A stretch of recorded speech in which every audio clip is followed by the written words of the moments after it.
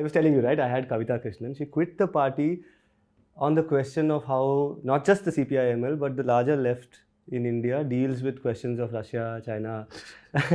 Okay. So she said one thing, which is a provocation I'll offer to you also, and you can respond saying, so she said Ukraine is a former colony of the USSR. You see, when the USSR was formed, remember, the USSR was formed in 1922. The Russian Revolution triumphed in 1917. After 5 years, each one of these, Eastern European countries, were given the offer of being part of the Confederation. Part of the Confederation, and therefore it became the USSR. So when that happened, remember, Lenin himself gave when the draft constitution was there, it said each one of these nationalities, Ukraine, Belarusian, Georgian, etc., they are part of this federation, but with even the right to secede in the case, self-determination of nationalities.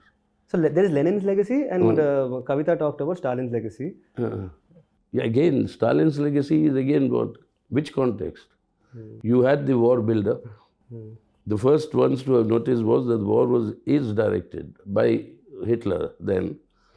Primary target is the destruction of socialist, USSR. Yeah. And that was the principal target. Sure. And these frontline states, all these settled Asian republics, were the first ones, or the Eastern European countries, were the first ones to be occupied by Hitler. Because no other capitalist country provided any resistance. Hitler occupies Paris without firing a shot. Yeah, exactly. He occupies Vienna and virtually takes it over. And he converts Prague into virtually his capital. That's why you walk through Prague even today, it's like a museum city. Because no buildings were destroyed. Right. All the medieval structures are still there in Prague today, standing. So they did not resist. The resistance he was thinking will come only from Soviet Union, and which is what was the final reality. It was the red flag that what flew on top of the Reichstag when Hitler war ended. So at that stage, these frontline states, and mainly Ukraine, if you look at their passage, even today, one of the things that rankles the Russians and Putin is actually that the entry of Nazi army is through Ukraine. Right. Napoleon is through Ukraine.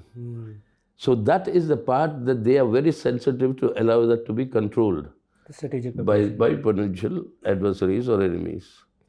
So there's that historical background. So Stalin's treatment of Ukraine was also purely from the war effort. Okay. And they couldn't stop them there.